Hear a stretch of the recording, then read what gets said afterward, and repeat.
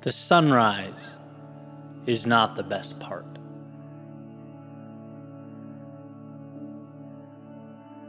I want to explain something I've tried to articulate over the years, but at least in my mind, have never quite captured how I feel or what I mean.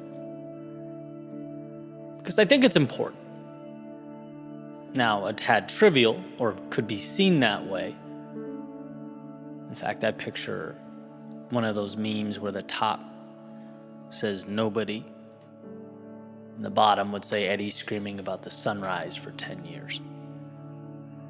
Whereas a buddy of mine recently said, a bird flies over my right shoulder and I want to go home and write a novel about it. But, truth be told, there's beauty in the mundane. And I think when looked at correctly, some of our greatest lessons about ourselves, about the world, and about how those two things often aren't as different as we might be inclined to think, shine through. So we're going at this again, one more time. The beginning, 4 a.m., I couldn't sleep last night. So I got up, I got dressed, went to the Dunkin' Donuts drive-thru around the corner, and I was sitting there right as it opened at 5:30. Got my French vanilla coffee and headed to the beach to see night turn to day. And here's an interesting thing. If you were to search sunrise Pompano Beach on that particular day, it would have told you 6:28 a.m. I got to the beach around 5:40. And this will become more and more relevant as I sort of progress here. But when I arrived, it was dark. There was not a soul outside, except for a man with a dog, who for some reason warned me that he had a dog, and another man twirling around a glow stick. Listen, Florida's the best place I've ever lived by far, but it keeps you on your toes, man. So I walked by them and found a spot by the water. I sat down, and it was truly theatrical. It's almost hard to find the words for the South Florida sky in the morning as night turns to day. Right? And as I'm sitting there looking out over the Atlantic, you can see right where the ocean and sky touch these little patches of teal and orange and pink that start to slowly break up the darkness. Almost like someone's dipping their brush in paint and just flicking it at a canvas. Random assortments of colors. And it's very interesting because it happens subtly and somehow all at the same time. Piece by piece, these little neon strips start making their way over the horizon. I just sat back with my coffee and I watched the world around me come to life. Birds start flying over the water. The sand rake, if that's what it's called, started driving around, preparing the beach for everyone that would come visit that day.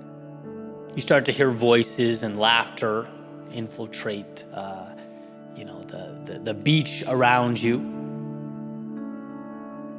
And here's my thing. Here is that thought that I truly feel is important, but have a hard time with the why.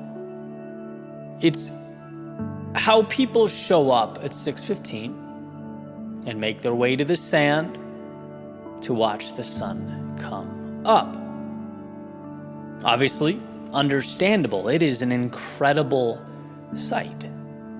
To see that giant ball of fire emerge in the distance, seemingly make its way up into the sky, I get it. I just can't help but feel like in some way, it's similar to fast forwarding a movie to the point where the villain's already been defeated, where the problem's already been solved. It's like it's the post-game interview after the Super Bowl. The magic in my eyes is the before. Before the sun rises. It's watching something so dark, so empty, so hopeless, replaced by a masterpiece that takes your breath away. It's seeing out in the distance the light that was coming. It was always on its way. Make itself known to you for the very first time. And as that extravagant march from nothing to something takes place above and all around you, suddenly you can see your hand in front of your face. It's like you blinked and night became day. That type of transformation, that journey from one extreme to the other, it's so incredible, so emotional. It screams hope. It makes it that much harder for me to say, I can't change, I can't let go, I can't build. It's like, look, you just watched the black of night become day. It's a reminder that things are always dark until they're not. We can never see until we can. It's just make-believe until it's real. It's a process of holding on. Sometimes it's just holding on until that paint begins to color in the world around you. So it's not that the others are wrong. Again, I totally get it. I get the appeal of putting the beach chair down at 6:15, snapping some pictures of the sun in its magnificence. I get it. It's real. It's tangible. It's the shiny object. Theoretically, it's what we should be looking at. But let's not forget that magic in its infancy. Because for everything that is, for every sun that rises, its origin was once darkness. Its beginning so convoluted and so bleak that it's only logical one would look around and fail to see reality stretching beyond those desolate confines. The world seems to like pointing out the shiny things and the obvious spectacles. But if you ask me, the power precedes that sun rising. The power is navigating through nothing, knowing that things will not only be different, but that a light show is soon to emerge. That the line between possible and impossible, between heaven and hell, is showing up. It's settling in and hanging on as the darkness fades and gives way to morning.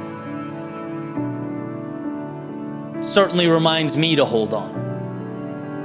It reminds me that amidst every storm, I'm living moments that, when zoomed out, comprise the masterpiece. It reminds me to hold on, to find color, to see the beauty, to appreciate the journey, because the sunrise is not the best part.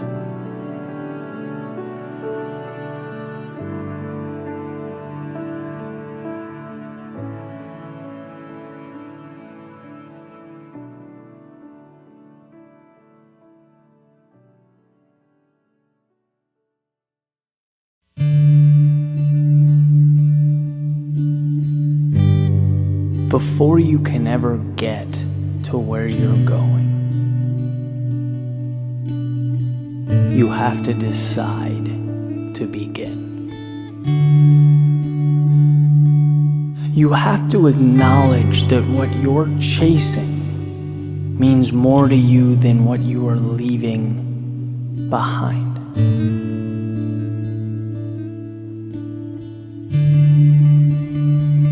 And then begins the greatest adventure you will ever experience. Knowing that you have turned someday into right now. That the road beneath you is waving you on, the wind at your back, it pushes you forward. There are no guarantees in life, but that just might be what makes it so incredible. You'll only go as far as you allow your imagination to take you. whether it's the end of your driveway or where the sun and the ocean intersect.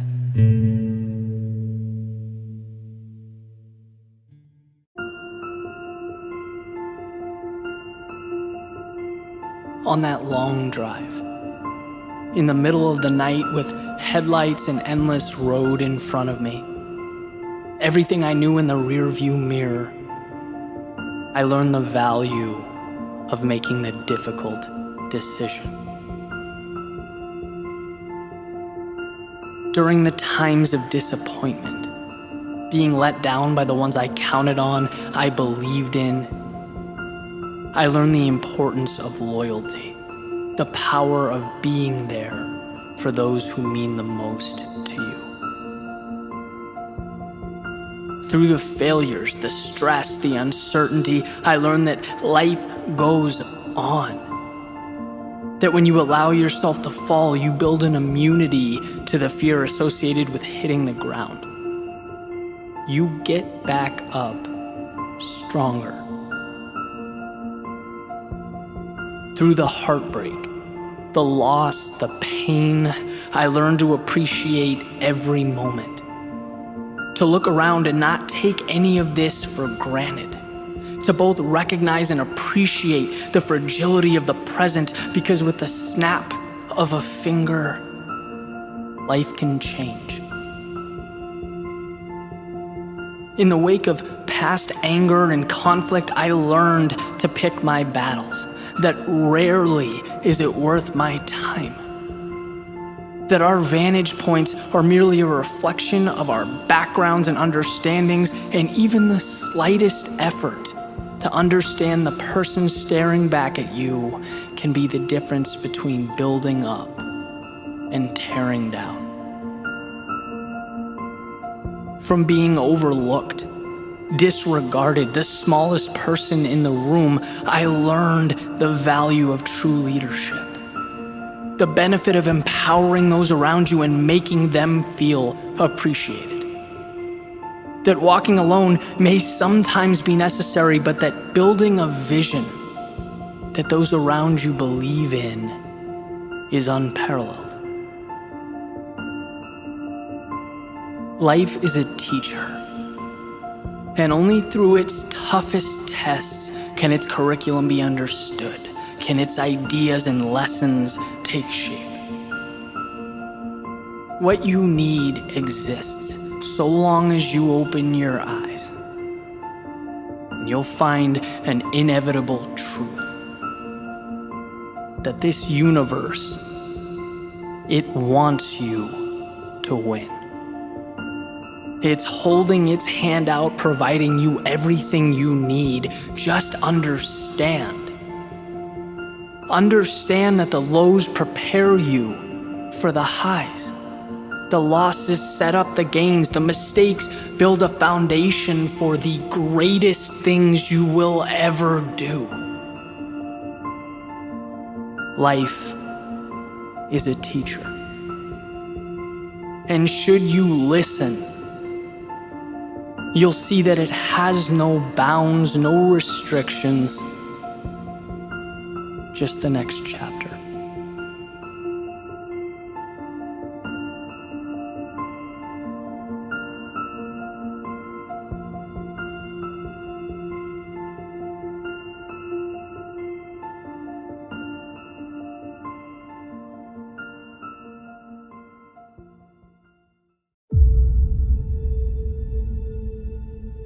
Life is the manifestation of stories.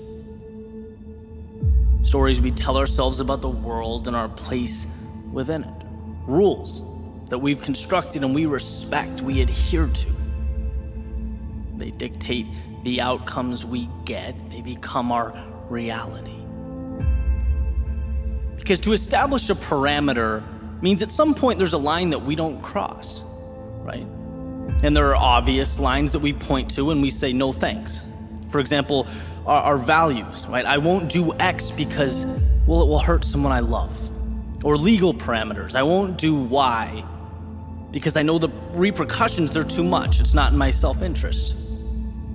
And these are obvious, these are talked about. We're aware of these stopping points.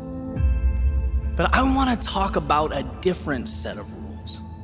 The stories we're writing without realizing we're doing it. How we think we're running a sprint, but have no idea that there's heavy weight on our shoulders holding us down, and you can't take that weight off if you don't know it's there.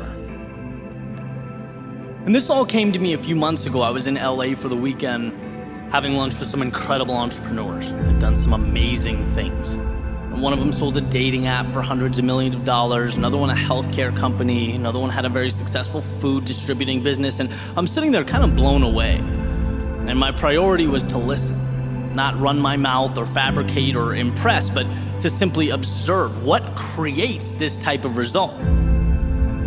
I was listening to Alex Mayer, who created Zoosk, talk about his upbringing. Right? He came to the US as an immigrant from Iran and worked his way up from nothing. It's not like these folks were given the world, they took it. And it took me about 3 minutes to find a commonality in their worldview. To me, it couldn't be more evident. It was impossible to miss. They don't look at life how I do, or at least how I did. See, the story I told revolved around my parameters. Sure, I had moments of boldness, I pushed myself, I worked hard, but I looked at life in terms of what it would allow. Here's how things are. Okay, how can I stretch that? But that's like repainting or adding on to a house that was already built, right? There's only so much flexibility, so much you can do with that. But these guys are going around the table talking like little kids on Christmas, right? Talking about life like it's a game. Talking about opportunity like it's an apple waiting to be picked from a tree right outside. There was no, what will the world allow? It was with a smile, anticipation, and self-belief, what can I make? And Alex, who I mentioned earlier, sold Zeus, right? Created Mentorbox, and he loves beef. Eats it all the time, right? And so it's become his next entrepreneurial venture, a healthy beef stick company. And every thought seems to revolve around that. How can he take something he loves and share it with the world? His imagination is now driving his thought process, which drives his action. Not parameters, not someone else's reality, but possibility. See, I left the table with this feeling I've never really had before. It's like someone tapped me on the shoulder and reminded me of the freedom contained in every single step. And not flexibility, but freedom. Like a weight had been lifted off of my shoulders. Who cares if you mess up? Who cares if you lose? Who cares? That's part of this game we're playing. A game where reality isn't an obligation to be lived, it's an opportunity to be explored. It's not about what you don't have. It's being grateful for everything that brought you to right now. Because right now is a perpetual launching pad. You know, growth is learning. And that afternoon, I learned to take life way less seriously. To enjoy it. To let imagination drive every step. Because the difference is some of us build because we don't want to lose. We don't want to succumb to fear and not meeting our potential, right? We fear being inadequate, falling short. We see obstacles. Some of us, we build to capture the beauty, the excitement. That makes the difference. And look, I'm not presenting you empirical data. I don't have all the answers, but I'm willing to bet that years from now, looking back, that simple understanding will have played a substantial role in whatever comes next. The rules changed, and so did the path.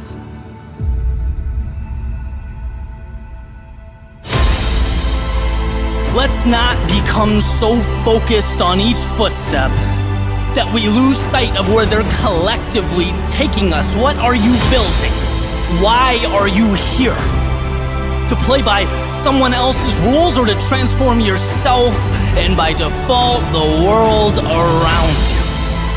See, reality is fluid, it's malleable, and the beauty is in that process of creating. A ship leaving the harbor has infinite possibility. unlimited potential, and that gives it its power. There's no right turn or wrong turn. The only way to lose is to stand still, to think that horizon in the distance is too far or not for you. See, a harbor is not a stopping point, it's a beginning.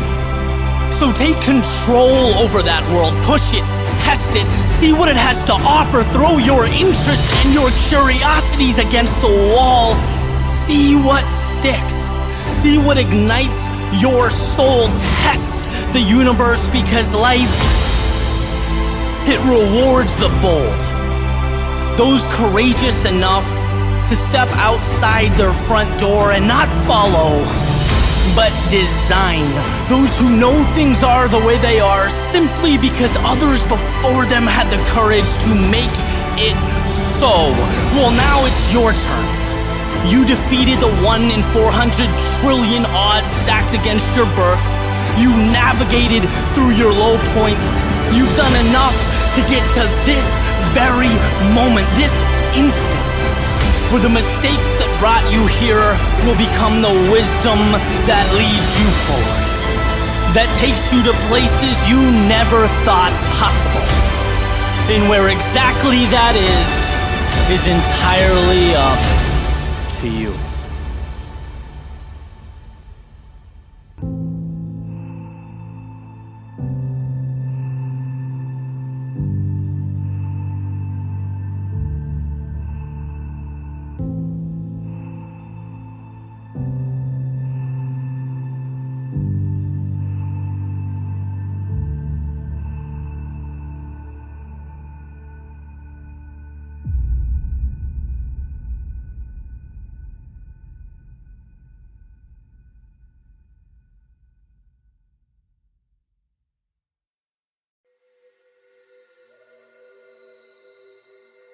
Every single dream, vision, or idea in your life starts with a simple understanding that it's obtainable, that you can make it real. That's the beginning of everything. Self-belief is the gatekeeper that stands between current and future.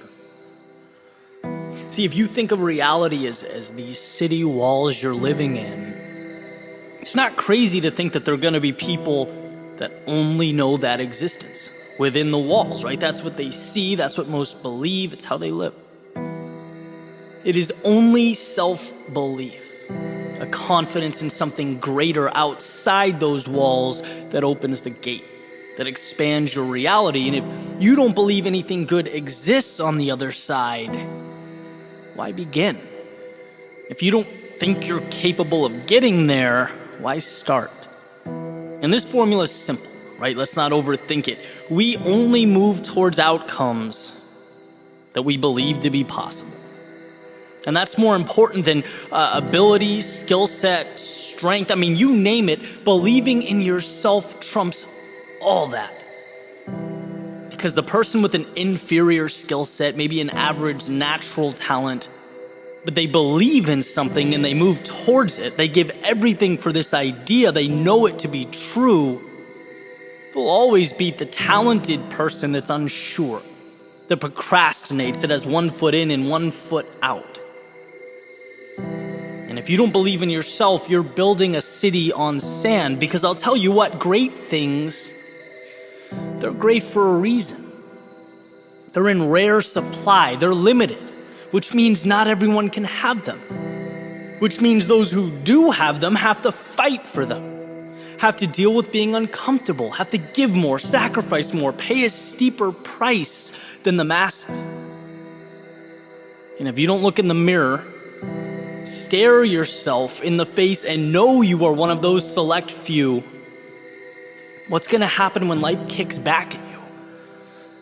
You'll fold. You'll resort back to what you know. You'll flee the battle for safety, security, and comfort.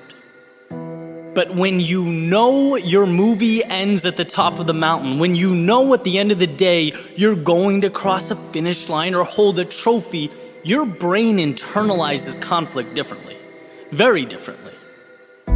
For someone with self-belief, obstacles don't make you wonder if you should keep going. Because you already know you have to keep going. I mean, come on, you haven't arrived yet. There's still a road to travel. No, in this situation, obstacles simply prompt you to ask how. How can I get through this? And that's the small discrepancy that changes everything. Because at some point, you'll look to your right and you'll look to your left and you'll find very few people get to the how question. They all stopped at if. I wonder if I can do this. I wonder if I'm capable. Well, they'll never know. They'll never see that sunset beyond those metaphorical city walls because they never truly believed in themselves. They never opened that gate. Look, I went through 16 years of education without a teacher or professor telling me, Eddie, 99% of life is just believing in yourself to figure challenges out as they come, to figure life out as it comes. That's it. Only X% make it through law school. Only Y% succeed at this and that. That's what you hear. But no, none of that matters. It's simple. Most of the world quits when things get challenging. If you don't, if you have the courage to believe and trust in yourself, you'll succeed. Why? Because you won't stop until you find a way. That's the power of self-belief. It's not quantum physics. It's not complex. You know, at one point, I didn't think I could make a living outside of a cubicle or office building. Then I saw others do it. And for the first time in my life, I believed it was possible. I changed my actions to support my beliefs, and here we are. At one point, I didn't think certain financial goals were reality. I didn't know about a free, flexible lifestyle. I wasn't aware of the type of relationships that would change my life. Why? Because they existed outside those city walls. I didn't believe they were real. I didn't believe in myself to create them, to make them in my own life. But with the change in belief comes a change in reality. You will always follow through on who you believe you are. So let's go back to that mirror visualization. At some point today, look at your reflection and think about nothing but what I'm about to tell you. Everything you need, you have. I promise you, you are equipped to change your life, the lives of everyone around you, and the world in which you exist.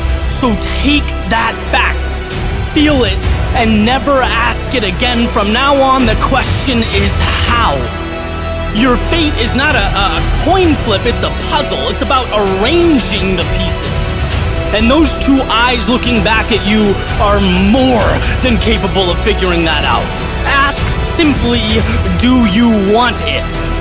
And if yes, open that front door, take that first step, and inject yourself into a journey that will be unlike anything you've ever experienced before. A journey where you have the answers, the aptitude, and now the self-belief. And when you find yourself in the lowest of lows or the darkest of nights, find solace in that fact that will be more than enough to get you to dawn.